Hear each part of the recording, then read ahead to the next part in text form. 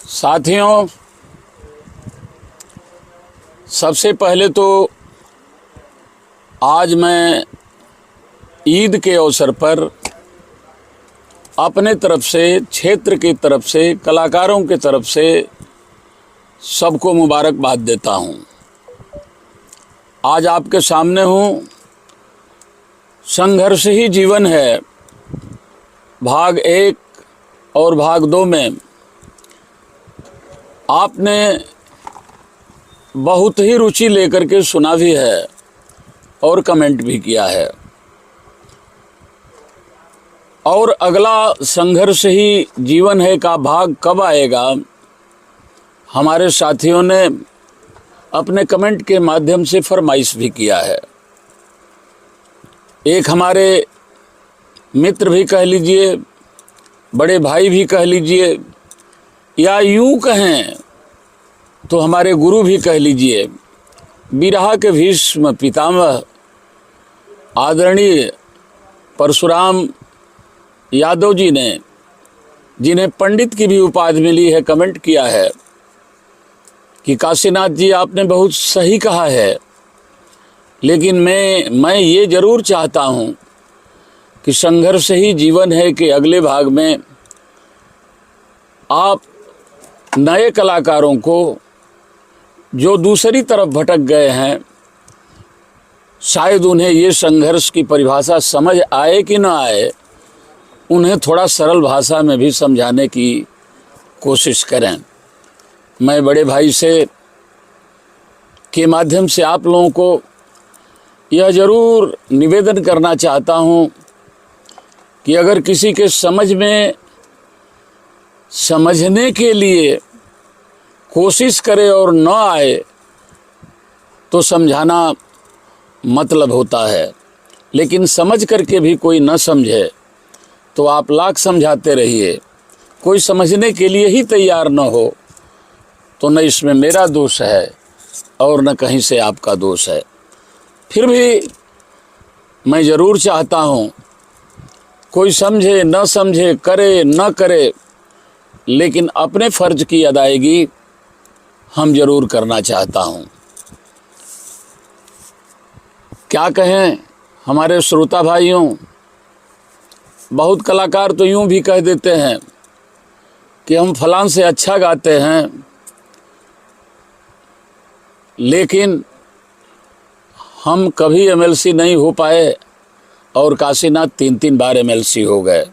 दोस्तों, मैंने कहा कि आप संघर्ष करेंगे, मेहनत करेंगे, कोई ज़रूरी नहीं है कि आपको मंजिल मिले, लेकिन इतिहास आपका रह जाता है। इतिहास चलने वाले का होता है, मंजिल का नहीं होता।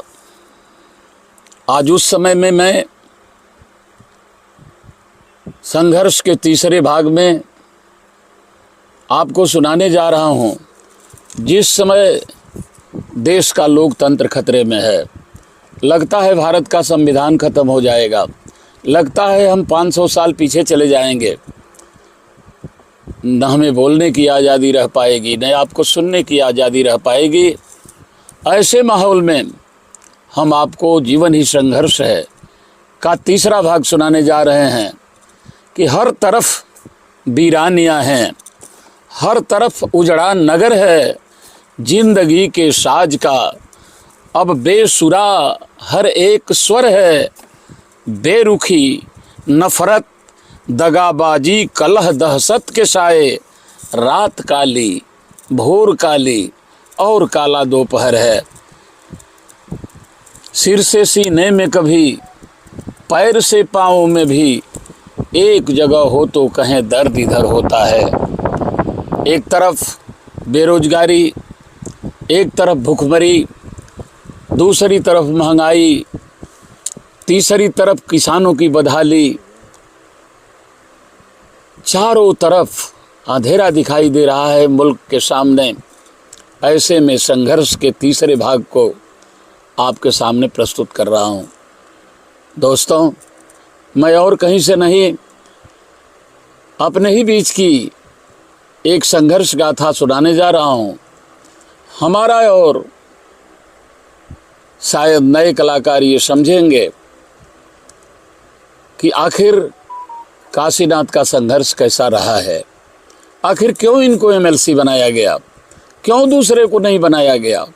और ये मैं कहता हूँ कि आपके भी जीवन में संघर्ष होगा तो मैं तो एमएलसी हुआ, मेहनत करिए, आप राज्यसभा के मेंबर चुन लिए जाएंगे, आप केंद्रीय मंत्री हो जाएंगे, आप इतिहास बदल देंगे।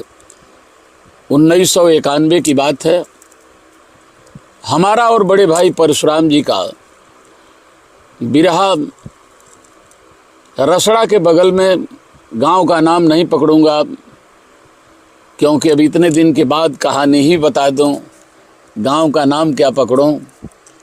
ठाकुर साहब लोगों का गांव था, बसंत पंचमी का दिन था और एक यादव जी ने हमारी और बड़े भाई परशुराम जी की विरह कर दिया था। आजकल के तरह से विरह नहीं होती थी और न इतने कम लोग सुनने आते थे। मैं झूठ न बोलूं तो भाई परशुराम जी गवाह हैं, वो हमारे गुरु के बराबर हैं। कम से कम 20,000 की भीड़ रही होगी, सामियाना खचाखच भरा था। और मैं ज़रूर अपने बड़ों का आदर करता था, करता हूँ, करता रहूँगा। बड़े भाई परशुराम जी हमसे सीनियर हैं, जब भी मेरी इनसे विरह हुई मैं पहले शुरू कर देता था। वहाँ भी उस गांव में भी ठीक 10 बजे बड़ा अच्छा इंतज़ाम लोगों ने किया था, लाउड स्पीकर का, जनरेटर का, मंच का, और मैंने अपने गाने की शुरुआत किया। और शुरुआत भी वही थी कि उस समय व्यवस्था परिवर्तन की मेरी गीतें चली थी और मैंने वंदना न किसी सरस्वती की किया, न किसी ब्रह्मा की किया, न किसी विष्णु की किया, और वंदना किया तो डॉक्टर बाबा साहब भीमराव अंबेडकर, जिनके संविधान के वजह से हम उस दिन गा रहे थे, लोग सुन रहे थे। और मैंने इतना ही शुरू किया था कि धन्य 14 अप्रैल बा हमार, साहेब जी अवतार लिए, असली यही आरक्षण भाई, अपना लय अधिकार जमाई, लेकिन समझे ना यहिर भर चमार, साहब जी अवतार लिए। दोस्तों, ये सही बात है, सही घटना है। उस समय 2 ठाकुर के नौजवान खड़े हो गए और सीधे इसी तरीके से कहे कि हे काशी, थनी इंदिरा गांधी का, राजीव गांधी का गाना गावा। हमने कहा कि साथियों, मैं किसी राजीव गांधी की और इंदिरा गांधी की गीत नहीं गा सकता। मैं जब गाऊंगा तब यही गीत गाऊंगा। आपको सुनना है तो सुनिए, जाना है तो जाइए।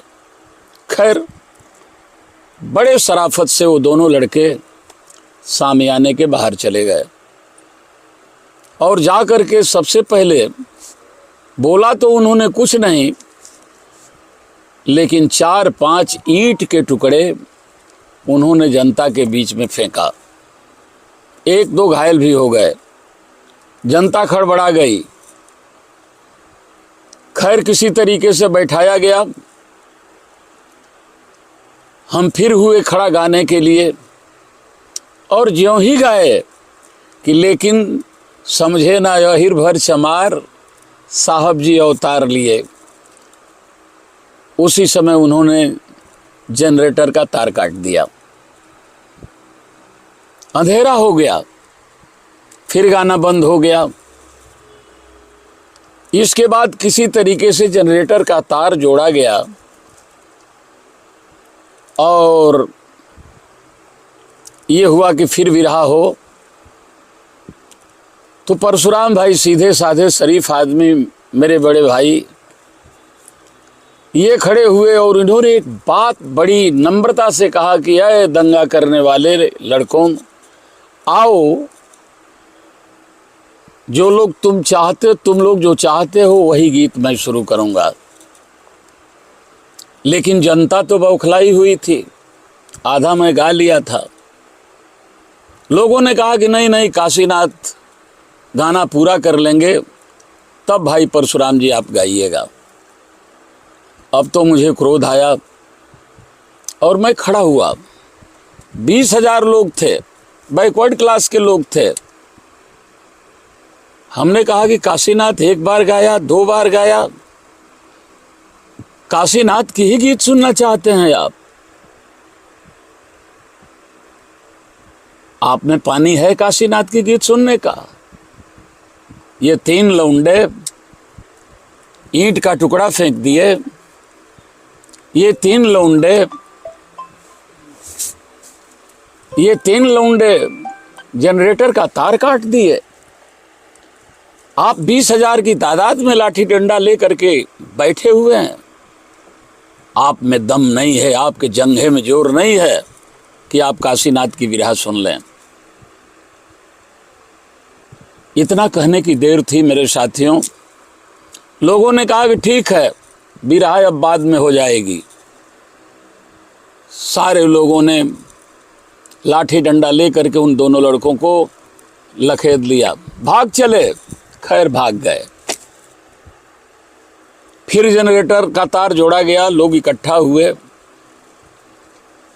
लेकिन जो बिरहा कराए थे वो यादव जी थे। उन्होंने कहा कि भाई काशीनाथ जी, हम चाहते हैं कि अब बिरहा बंद हो जाए, न हो। हमने कहा क्यों, बिरहा तो होगी।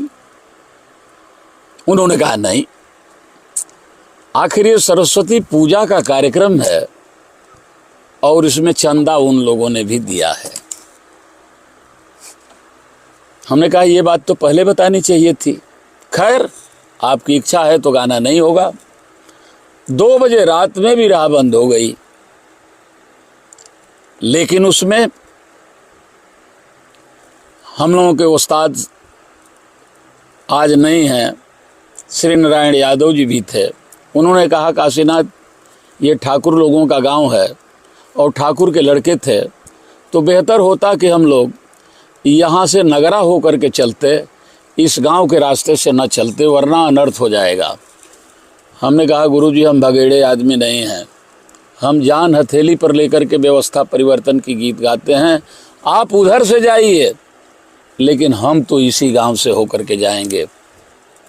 और मेरे श्रोता साथियों, चाहे आप पॉलिटिक्स करते हों, चाहे खेती करते हों, चाहे गाना गाते हों, चाहे लिखते हों, काशीनाथ उस 2 बजे रात में उसी रास्ते से गया जो ठाकुर साहब लोगों का गांव था। ये मेरे संघर्ष की कहानी। आज भी आप हमारे गुरु के बराबर, बिरहा के भीष्म पितामह हमारे आदरणीय परशुराम यादव जी हैं, उनसे आप पूछ सकते हैं।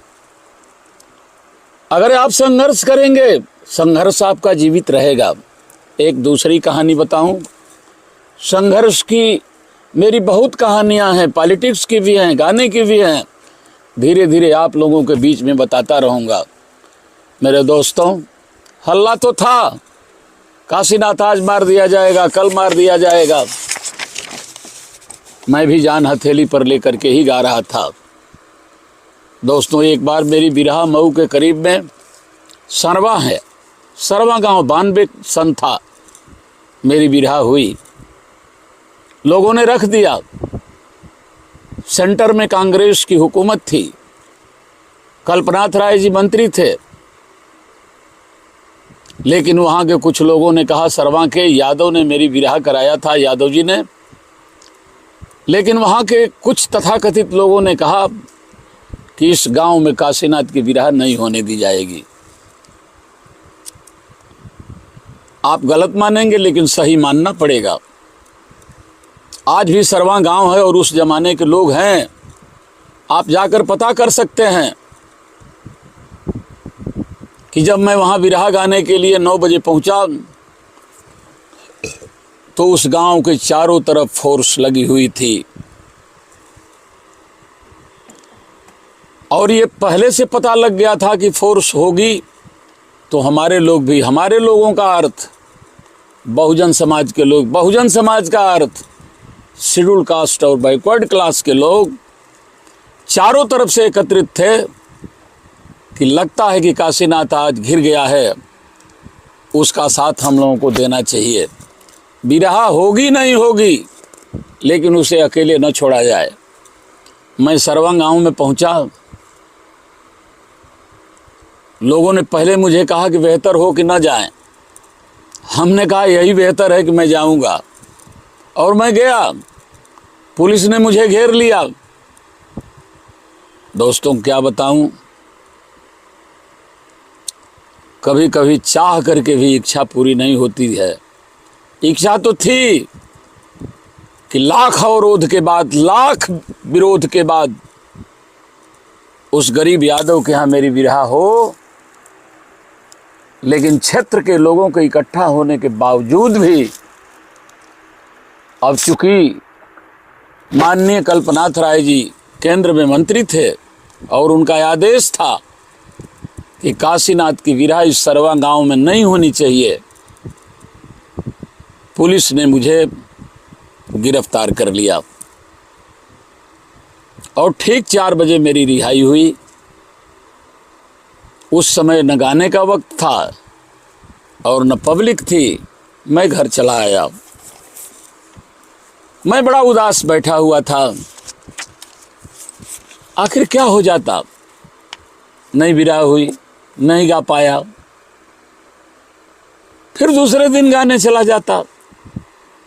विरहा तो मेरी हो ही रही थी, लेकिन मैं उदास था। एक मेरे बड़े भाई, जिनका नाम छांगुर था, जिन्होंने मुझे पढ़ाया लिखाया था,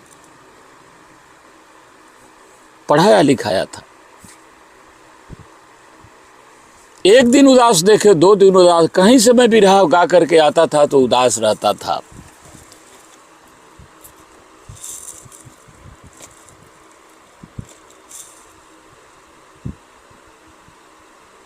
भाई साहब से न रहा गया। उन्होंने कहा, काशीनाथ, आखिर इतने दिन से तुम गाते हो, आते हो, कभी तुमको उदास किन्हीं परिस्थितियों में नहीं देखा गया, लेकिन आज इतने उदास क्यों? 3-4 दिन से गा के आ रहे हो और तुम उदास हो। मैंने भैया से कहा कि भैया, तुम्हें कैसे बताएं, क्या कहें, किस बात का गम है, यहाँ तो जिंदगानी की ज़रूरत ही बहुत कम है। न सुख की सांस लेता हूँ, न मुझको नींद आती है, मगर उनकी निगाहों में बड़ा रंगीन मौसम है। भैया मैं गा नहीं सका। एक बीड़ा उठाया था कि गरीबों की आवाज़, गरीबों का दर्द, जो हजारों बरस से हमें गुलाम बना करके, हमारे पुरखों को गुलाम बना करके, हमारे पूर्वजों को मूर्ख बना करके, झूठी कहानियां कह करके, सत्यनारायण का प्रसाद दे करके और झूठा आशीर्वाद दे करके, हमारा सब कुछ ले करके जो चैन की नींद सोते रहे हैं, उनके खिलाफ गरीबों को लामबंद करने का अपने गीत के माध्यम से काम करूं, शायद वो काम मैं सरवा गांव में नहीं कर पाया। यह बात मुझे बहुत खल रही है और जिंदगी भर खलती रहेगी। हमारे भैया ने एक बात कहा था, जिसको मैं उसी समय एक शेर लिखा और उनकी बात मैं शेर में कह रहा हूं कि उन्होंने एक बात कहा कि जब इतना बीड़ा उठाए हो, हालांकि उन्होंने मना किया था शुरू में कि काशीनाथ क्या ज़रूरत है, सुन रहे हैं कि तुम बहुत उतावले होकर के गा रहे हो, उन लोगों के गीत गा रहे हो जो दबे कुचले हैं, उन लोगों के गीत गा रहे हो जो तुम्हारे लिए किसी के सामने खड़े नहीं हो सकते हैं, उन लोगों की गीत गा रहे हो जो उनके सामने चारपाई पर नहीं बैठते हैं, मत गाओ, कभी अनर्थ भी हो सकता है। हमने कहा था भैया, जिंदगी तो जाएगी ही, असली साथी तो मौत ही है, जिंदगी तो छोड़ देती है, मौत पकड़ लेती है। मरना ही मरने जीने का सिलसिला तो लगा है, लेकिन मैं गरीबों की आवाज़ बन चुका हूँ, तो मैं गाऊंगा। अंजाम इसका जो हो, नो रिस्क नो गेम। अगर आप चाहते हैं कि खेल में अव्वल नंबर आए तो फिर रिस्क तो लेना पड़ेगा। मेरे दोस्तों, भैया भी मान गए थे कि अब ये मानेगा नहीं, और जब मुझे उदास उन्होंने देखा और जब अपनी बात इतना हमने कहा तो उन्होंने कहा, काशीनाथ न रो तकदीर का रोना, न रो तकदीर का रोना, भरोसा कर सको तो कर, न रो तकदीर का रोना, भरोसा कर सको तो कर, बदल सकता है दुनिया को, तेरे अंदर वो दमखम है। बदल सकता है दुनिया को, तेरे अंदर वो दमखम है। यहाँ अक्सर किसी को भागने से कुछ नहीं मिलता, यहाँ अक्सर किसी को भागने से कुछ नहीं मिलता, सिकंदर हो सको तो हो, ये तेरी आँख क्यों नम है। अगर बहादुर हो, ठान ही लिए हो, तो फिर चिंता करने से क्या होता है, टेंशन करने से समस्या का क्या हल होता है। अगर कुछ कर सको तो करो, और नहीं तो फिर जो सब लोग गा रहे हैं वही गाओ। मैं भी सोचा कि मेरे बड़े भाई साहब ठीक ही कह रहे हैं। संजोग से सन 92 का ये समय था, गठबंधन हो चुका था। माननीय मुलायम सिंह यादव जी मुख्यमंत्री हो चुके थे, पूजनीय नेताजी। मोहम्मदाबाद में उनका कार्यक्रम था, और जब ये कार्यक्रम हुआ, नहीं गा पाया। वह समय था कि जब मैं प्रधान था, लेकिन कुछ समय बीतने के बाद चुनाव हुआ, पूजनीय नेताजी मुख्यमंत्री हुए, मोहम्मदाबाद में कार्यक्रम हुआ, यूसुफपुर मोहम्मदाबाद, अफजाल जी कराए थे। अब उस समय मैं एमएलसी हो चुका था 94 में। नेताजी का जब कार्यक्रम हुआ तो हर प्रतिनिधियों को बोलने की बारी आई। मैं भी प्रतिनिधि हो चुका था। बीएसपी का मान्यवर कांसीराम जी ने हमें बनाया था। वो कहानी तो मैं बाद में बताऊंगा दूसरे भाग में, मैं कैसे हुआ था। लेकिन एमएलसी हो चुका था, अनाउंसमेंट हुआ, काशीनाथ जी भी एमएलसी साहब आए और अपनी कुछ बात कहें। मैं खड़ा हुआ, पूजनीय नेताजी मुख्यमंत्री के रूप में बैठे हुए थे, चीफ गेस्ट थे। मैंने कहा, आदरणीय नेताजी, और सभी नेताओं का संबोधन करते हुए मैंने केवल 2 बात कहा था। पहली बात कि नेताजी यहाँ पर 2 पुल हैं, प्रधानपुर और बहादुरगंज। पिछली सरकार में शुरू हुए थे, लेकिन जब से आप मुख्यमंत्री हैं वहीं के वहीं छोड़ दिए गए। या तो उसे बनवा दिया जाए, और नहीं तो वहाँ पर जो सामान पड़ा है उस सामान को लेकर के वापस कर लिया जाए। और दूसरी बात मैंने नेताजी से कहा था कि आदरणीय नेताजी, जब सरकार नहीं थी, मैं सरवा गांव में एक गरीब यादव ने मेरा कार्यक्रम कराया था, और माननीय कल्पनाथ राय जो केंद्र में मंत्री थे और हैं भी, फोर्स के वजह से मेरी विरहा को बंद करा दिया था। मैं चाहता हूं कि एक दिन मेरी सरकार हो गई है तो फोर्स लगे, और वही, वैसे तो मैं अकेले भी गा सकता हूं, लेकिन चूंकि फोर्स ने मुझे मना किया था, इसलिए मैं चाहता हूं कि उसी सरकार की फोर्स लगे, उसी शासन की फोर्स लगे। सरकार मेरी है, और कल्पनाथ राय के घर के सामने मैं विरहा गाऊं व्यवस्था परिवर्तन की। मैं पूजनीय नेताजी को बार बार प्रणाम करता हूं कि दिन तय हुआ, और कल्पनाथ राय जी के घर के सामने दलितों की बस्ती है, दलित बस्ती में कार्यक्रम हुआ, फोर्स लगी, सारी रात गाया और व्यवस्था परिवर्तन की गीत गाया। और माननीय कल्पनाथ राय जी और उनके लोगों का अता पता तक नहीं चला।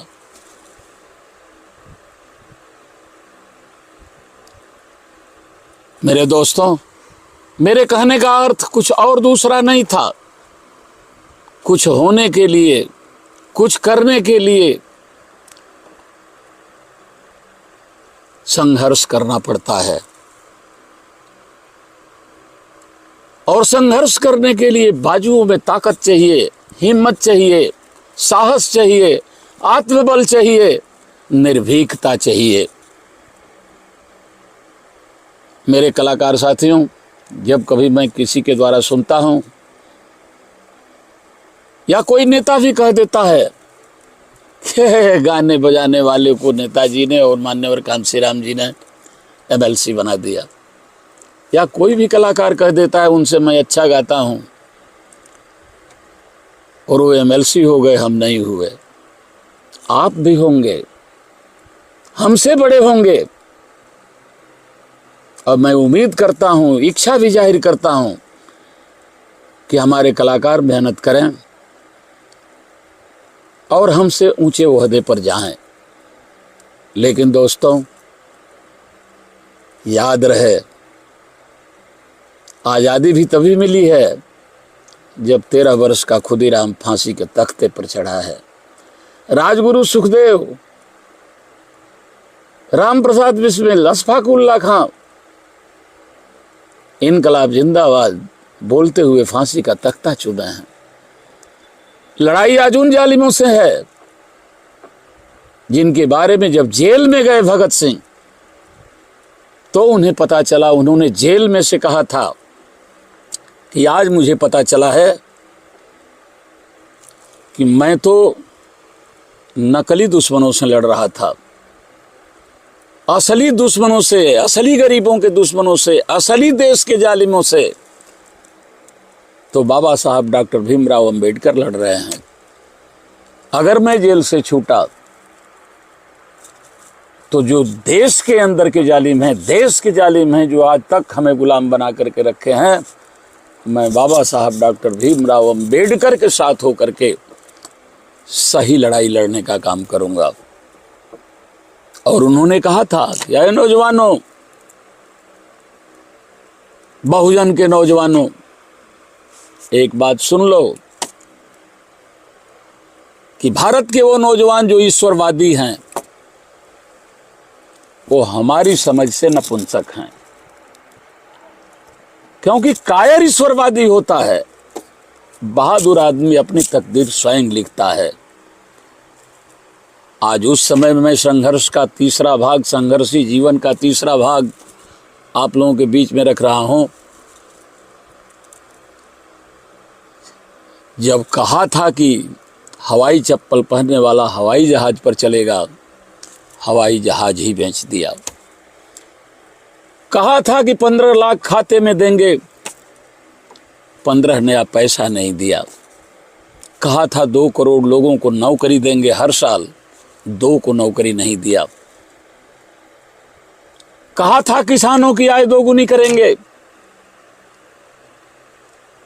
अगर पंजाब, हरियाणा और उत्तर प्रदेश के पश्चिम इलाके के किसान न होते तो शायद उन 100 लोगों के हाथ में किसानी भी चली गई होती कि हम अपने ही खेत में 300 रुपए की मजदूरी कर रहे होते। मेरे नौजवान साथियों, मेरे बुजुर्ग सम्मानित श्रोतागण, मैं आपसे निवेदन करता हूं कि आज लड़ाई छिड़ी हुई है और उस लड़ाई को नौजवान माननीय अखिलेश यादव जी लड़ रहे हैं कि जातीय जनगणना हो, ताकि हम कितने हैं ये पता चले और हमारी संख्या के हिसाब से हमारी भागीदारी मिले।